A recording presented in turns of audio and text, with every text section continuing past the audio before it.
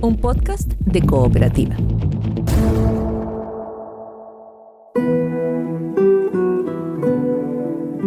Este es un podcast sobre historias que suceden delante y detrás de la pantalla, sobre las personas que hacen películas, las personas que las ven y las personas que las sueñan.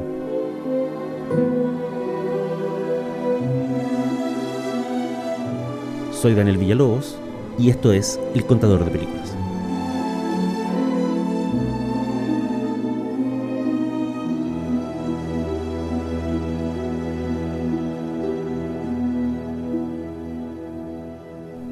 Soy Daniel Villalobos, esto es El Contador de Películas.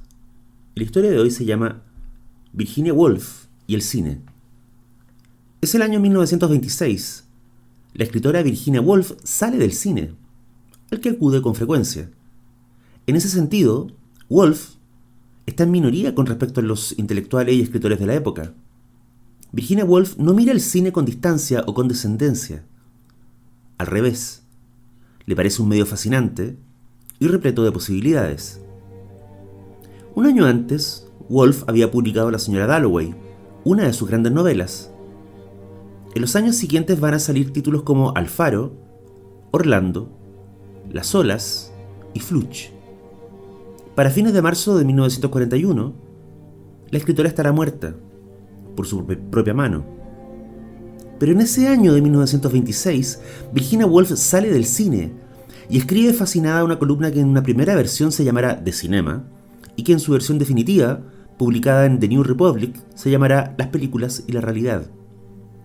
El texto es muy breve, pero eso no es obstáculo para que se trate de una de las reflexiones más lúcidas que se hayan hecho sobre el cine en sus primeras décadas de vida.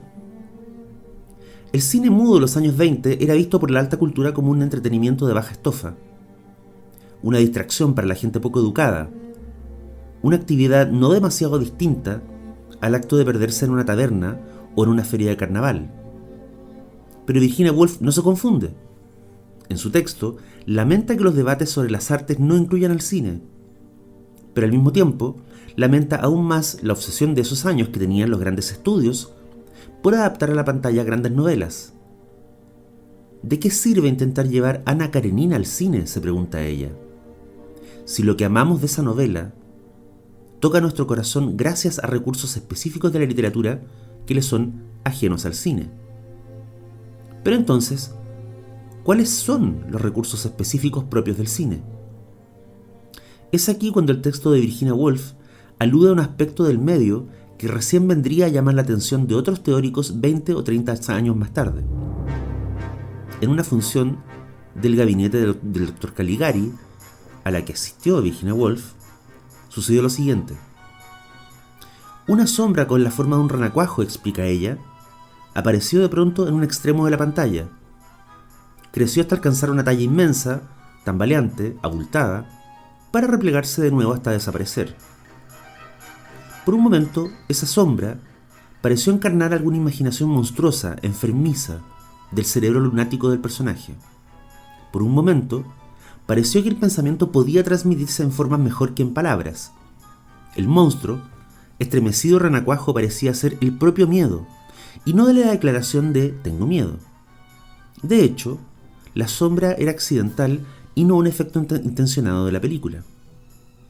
A Virginia Woolf le fascinaba que esa imagen tan terrible, que había conjurado tantas sensaciones en su cabeza por unos segundos, viniera de un simple desperfecto en la proyección. Era un accidente. Y sin embargo, durante esos segundos, el gabinete del Dr. Caligari se había convertido para ella en una película completamente inesperada. Una experiencia nueva, lejos de la endeble dramaturgia de la historia y conectada de manera directa con los calabozos del inconsciente. Donde escritores de principios de siglo como Gorky y Tolstoy solo vieron en el cine una manera de hacer portátil a una obra de teatro, la autora inglesa intuyó algo que no era una simple tecnología. Sospechó, debajo de la precariedad técnica de esos años, un futuro esplendor, donde el cine se liberara de la obligación de contar historias para abrirse a la creación de símbolos nuevos e indescifrables. Sin saberlo, en 1926, Virginia Woolf pensaba en las películas futuras de artistas como Fellini, Wells, Buñuel, Bela Tarr y David Lynch, Un cine que ya no fuera el hermano pobre de la literatura o el teatro, y que no estuviera atado a las convenciones del folletín o el sainete. En uno de los párrafos más citados del texto, la autora escribe, comillas, ¿existe, nos preguntamos, algún lenguaje secreto que sentimos y percibimos, pero que nunca formulamos?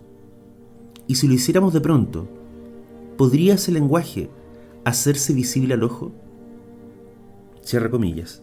Virginia Woolf murió en 1941. Algunas de sus historias han sido adaptadas al cine. Nunca sabremos qué opinión tendría ella de esas adaptaciones.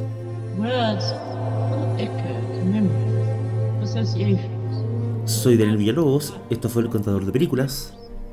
Hasta la próxima.